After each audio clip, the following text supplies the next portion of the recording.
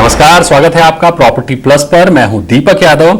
RBI MPC की meeting हुई और इस मीटिंग का नतीजा आप सबके सामने है। ब्याज दरों में किसी तरह का बदलाव नहीं किया गया, यानी रेपो रेट 4% और रिवर्स रेपो रेट 3.5% पर बरकरार है। आरबीआई गवर्नर ने लोन रिस्ट्रक्चरिंग की बात कही है, लोन रिस्ट्रक्चरिंग की सुविधा देने की बात कही है, यानी उन रियल एस्टेट कंपनियों को राहत मिल सकती है जिनको लोन रिस्ट्रक्चरिंग की दरकार है। साथ ही नेशनल हाउसिंग बैंक में 5,000 करोड़ रुपए की रकम देने की बात की गई है। इससे उन डेवलपर्स को काफी राहत मिल सकती है जो लिक्विडिटी क्राइसिस का सामना कर रहे हैं। आरबीआई ने जो ऐलान किए हैं, उन ऐलानों के बाद क्या रियल्टी सेक्टर की जो बेहतरी है ये उस ओर जाएगा या फिर अभी और समाधानों की दरकार है?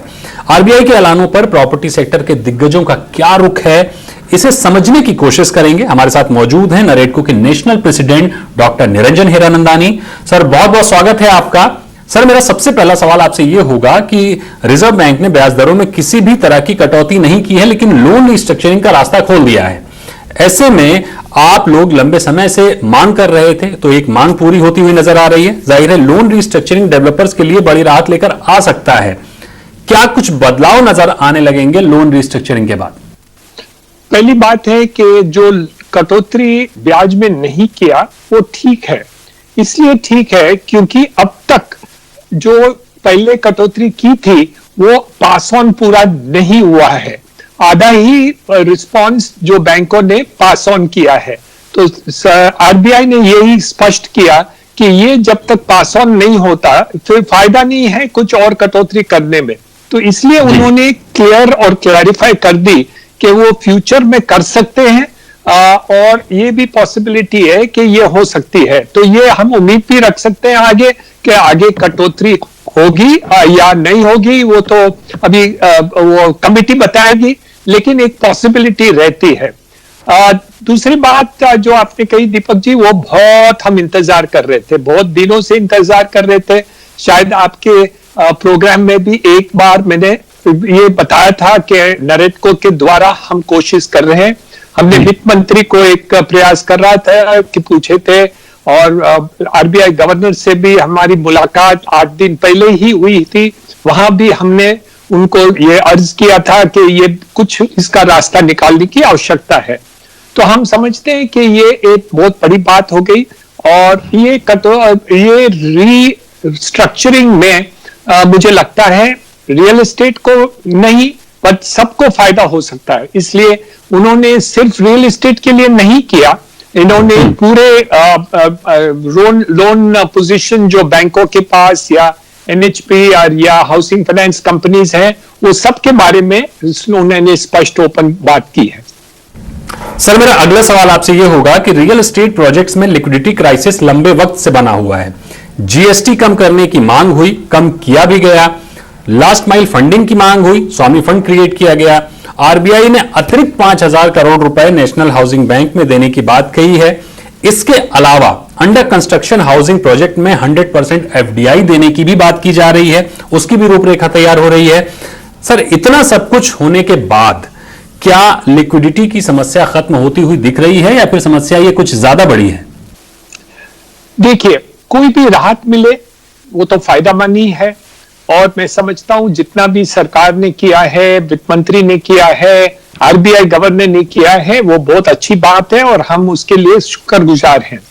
लेकिन जो आज की तारीख में आप देखें तो जो आपने स्वामी फंड के बारे में जो जिक्र किया उसके बारे में स्पष्ट करना चाहता हूं कि ये जब हमने स्वामी फंड लास्ट दिवाली में हमने गुजारिश की थी और उन्होंने अनाउंस भी किया, तो हमने ये रिक्वेस्ट की थी कि 25,000 करोड़ की आवश्यकता है और यहां हम शुरुआत करना चाहिए, और उन्होंने मंजूर कर दिया। 10,000 करोड़ केंद्र सरकार ने उसमें कंट्रीब्यूशन भी देने का आश्वासन दिया है। लेकिन आज की तारीख में कोविड के बाद काफी ज्यादा तकलीफें हैं और बहुत ही ज्यादा प्रोजेक्ट्स अटके हुए हैं, सिर्फ एनसीआर रीजन में नहीं, पूरे देश के अंदर आप देखेंगे तो लास्ट माइल फंडिंग। अब प्रॉब्लम जो बढ़ गया है वो एक अलग किस्म का है। वो क्या है कि जितने भी प्रोजेक्ट्स अटके हुए हैं वो सब एनपीए बन जा रहे हैं कोविड सिचुएशन के कारण। तो आज की तारीख में जहां बैंक पैसे भी देने चाहते थे, आज नहीं दे सकते उनको, क्योंकि वो एनपीए बन गए, तो वो एनपीए प्रोजेक्ट्स के अंदर फंडिंग नहीं कर सकते। तो आज की तारीख में हमने उनको गुजारिश ये की है कि जैसे आपने स्वामी फंड एक किया 25,000 का, वो अब 1.5 लाख करोड़ का टोटल करने की आवश्यकता है टोटल, और उसमें सरकार की कोई कंट्रीब्यूशन की जरूरत नहीं है। तो वहां हम नहीं मांगते हैं कि सरकार कोई कंट्रीब्यूशन दे। बैंक्स, फाइनेंशियल इंस्टीट्यूशन आज की तारीख में तैयार है कि वो खुद ये फंडिंग करें और उसको ऑल्टरनेटिव इन्वेस्टमेंट फंड के द्वारा ही करें, जैसे स्वामी फंड है। वहां हम कोई कंसेशन नहीं मांग रहे, सिर्फ ये मांग रहे कि जहां एनपीए भी हुए या प्रोजेक्ट्स एनसीएलटी में गए हैं या कोई भी अटके हुए प्रोजेक्ट्स हैं या जहां भी प्रोजेक्ट पॉजिटिव नेटवर्क हो सकती है ये फंडिंग देने के बाद, उसमें ये फंड दिया जाए।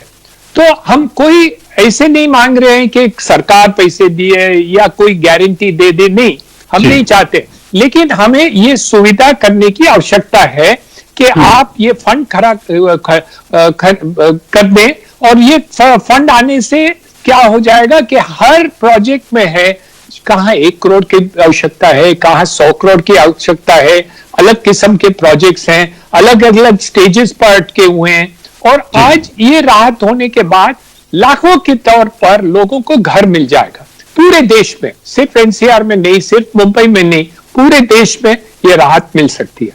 सर, रियल्टी सेक्टर में अगर हम देखें सरकार के अब तक के जितने भी ऐलान हैं, अगर उनका विश्लेषण किया जाए तो ज्यादातर जो फोकस है वो सप्लाई साइड ही देखने को मिल रहा है।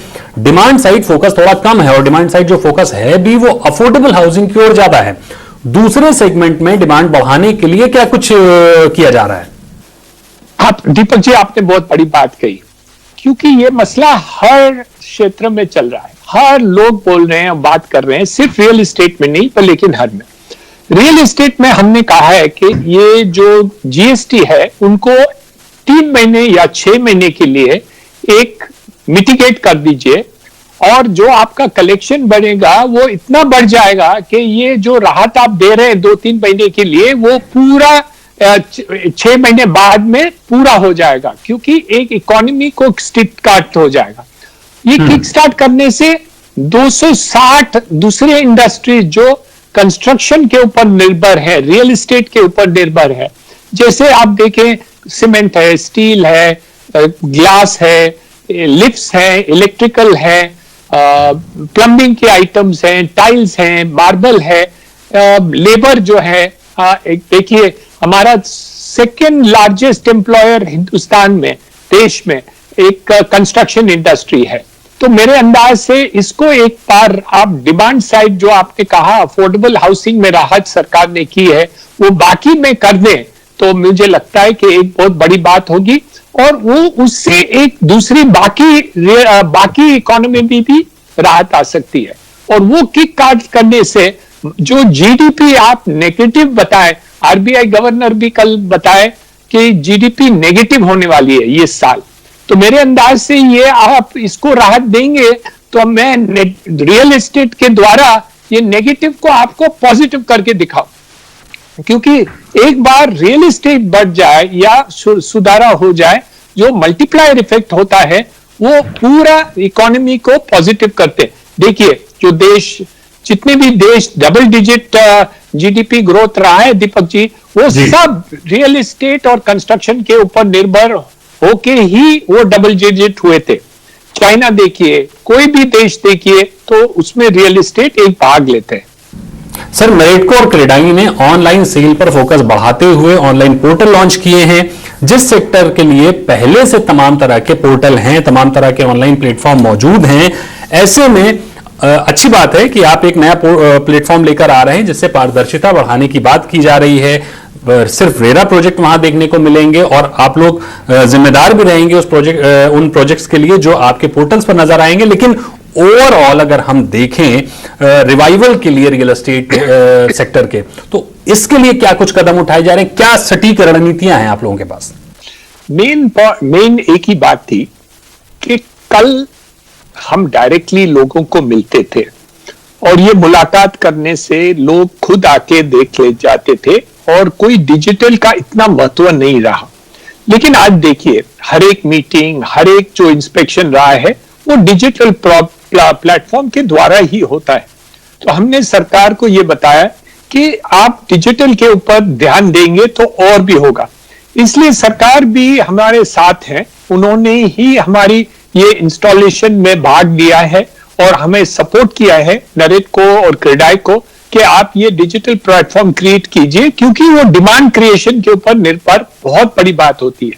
तो इसलिए, और दूसरी बात है क्योंकि रेरा आ गया, तो इसलिए हर एक जो लिस्टेड है वो रेरा अप्रूव्ड प्रोजेक्ट्स हैं। तो इसलिए वो आश्वासन भी रहता है, जो हम कस्टमर रहेंगे तो उनको ये आश्वासन रहता है कि वो समय में घर मिल जाएगा।